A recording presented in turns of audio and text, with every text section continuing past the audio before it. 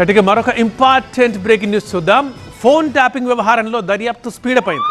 ఈ కేసులో ఒక కీలక పరిణామం చోటు చేసుకుంది. ఆ బ్రేకింగ్ ఇవాళ మనం చూస్తున్నాం.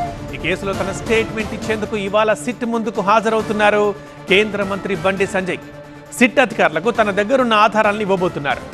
గత ప్రభుత్వం ఎక్కువ సార్లు ఫోన్ ట్యాపింగ్ చేసింది తన ఫోనే అంటూ బండి సంజయ్ ఇంతకుముందు ఎన్నోసార్లు ఆరోపించారు, ఎన్నోసార్లు చెప్పారు.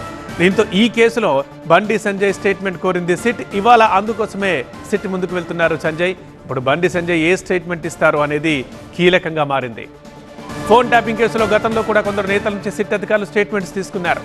ఈ ఏడాది జూన్ 17న మహేష్ కుమార్ గౌడ్ వాంగ్మూలం తీసుకున్నారు. జూన్ 24న ఈటల రాజేందర్ స్టేట్మెంట్ తీసుకున్నారు. జూన్ 27న రఘునందన్ రావు, కొండా విశ్వేశ్వరరెడ్డి స్టేట్మెంట్ తీసుకున్నారు. తమ ఫోన్ ట్యాప్ అయిందని చెప్పిన మరికొందరు కీలక నేతల నుంచి వాంగ్మూలం తీసుకున్నారు సిట్ అధికారులు. ఈ కేసులో సూత్రధారిగా భావిస్తున్న ప్రభాకర్ రావుని పలుమార్లు విచారించారు సిట్ అధికారులు. ఇవాళ బండి సంజయ్ స్టేట్మెంట్ తీసుకుంటున్నారు. దీంతో ఈ కేసు అంశం మరోసారి హాట్ టాపిక్గా మారింది. మరి బండి సంజయ్ ఏం చెప్తారు అనేది ఇక్కడ ఉత్కంఠగా మారింది.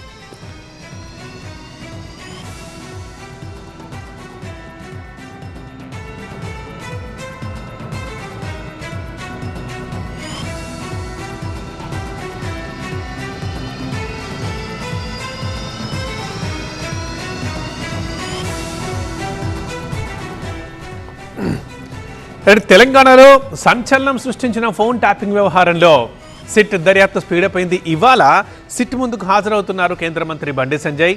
సిట్ అధికారులకు తన దగ్గరున్న ఆధారాలను ఇవ్వబోతున్నారు.